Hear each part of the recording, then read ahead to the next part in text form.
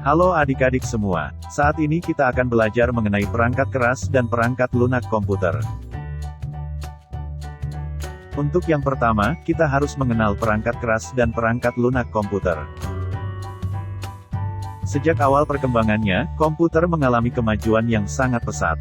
Hal itu terbukti dari terus terciptanya generasi komputer. Teknologi komputer menawarkan berbagai kemudahan dengan kecanggihannya untuk mengerjakan berbagai pengolahan data. Bahkan, saat ini komputer dapat dipadukan dengan teknologi komunikasi, sehingga mampu menjelajahi dunia dengan internet.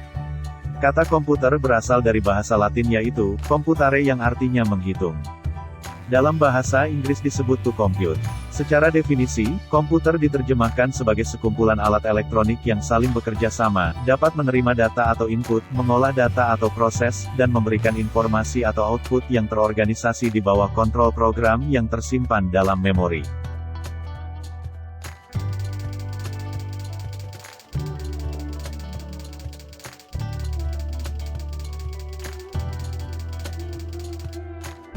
Berikut ini adalah beberapa keunggulan komputer sebagai media teknologi informasi dan komunikasi. 1. Mampu mengakses dengan cepat dan tepat.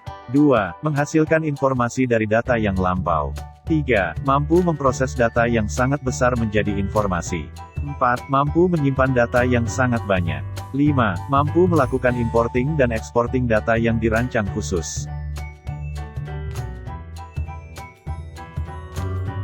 Sebuah komputer tersusun dari 3 komponen yaitu, hardware atau perangkat keras, software atau perangkat lunak, dan brainware atau pengguna yang mengoperasikan komputer. Kita akan membahas satu persatu dari ketiga komponen tersebut. Perangkat keras atau hardware. Perangkat keras adalah perangkat yang bentuknya dapat dilihat dan dapat kita raba secara langsung. Sebuah komputer yang lengkap harus terdiri atas perangkat keras penyusun secara garis besar sebagai berikut. Pertama, piranti atau perangkat masukan. Kedua, piranti atau perangkat pemrosesan. Ketiga, piranti atau perangkat penyimpanan. Keempat, piranti atau perangkat keluaran.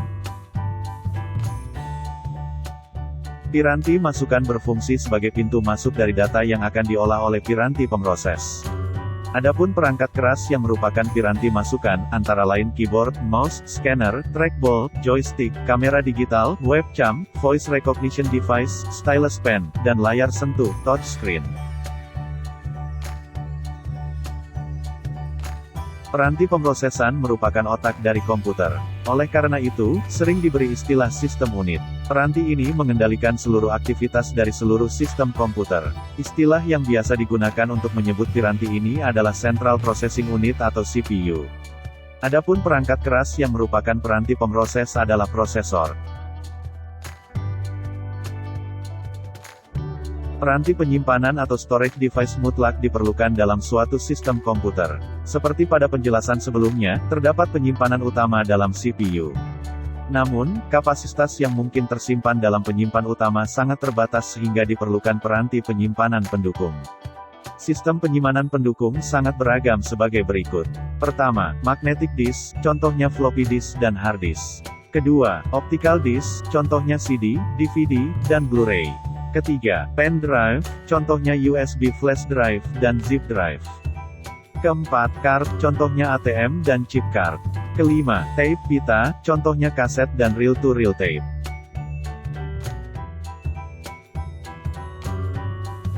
Proses output merupakan proses penerjemahan data dari suatu bentuk yang hanya terbaca oleh mesin menjadikan bisa dimengerti oleh manusia atau terbaca oleh mesin lain.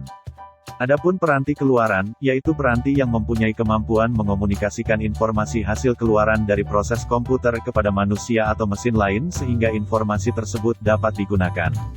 Piranti keluaran, contohnya monitor, printer, plotter, voice output device atau speaker, optical drive, dan computer output microfilm device.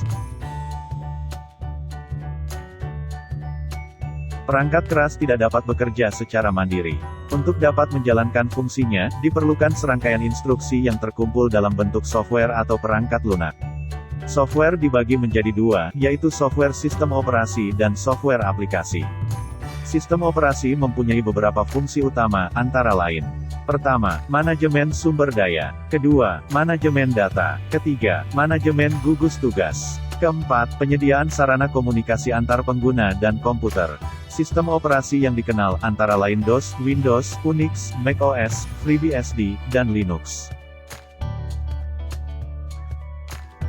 Perangkat lunak aplikasi merupakan suatu program yang membantu user untuk membantu suatu tugas secara cepat. Biasanya perangkat lunak aplikasi mempunyai gugus tugas tertentu sebagai berikut. Pertama, pengolah kata, contohnya Microsoft Word, ABI Word, WS, OpenOffice Word, StarOffice Word. Kedua, pengolah angka, contohnya Microsoft Excel, OpenOffice Spreadsheet, Lotus 123. Ketiga, Database Management System atau DBMS, contohnya Microsoft Access, Oracle, MySQL. Keempat, grafis, contohnya CorelDRAW, Adobe Photoshop, Macromedia Freehand. Kelima, communication, contohnya MIRC, Internet Explorer, Mozilla Firefox, Chrome, dan Opera.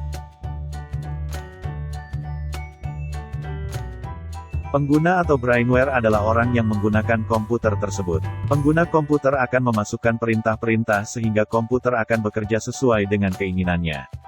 Ketiga unsur tersebut saling berhubungan dan membentuk kesatuan. Hardware tidak akan berfungsi apabila tanpa software, demikian juga sebaliknya. Keduanya tidak akan bermanfaat apabila tidak ada manusia atau brainware yang mengoperasikan dan mengendalikannya.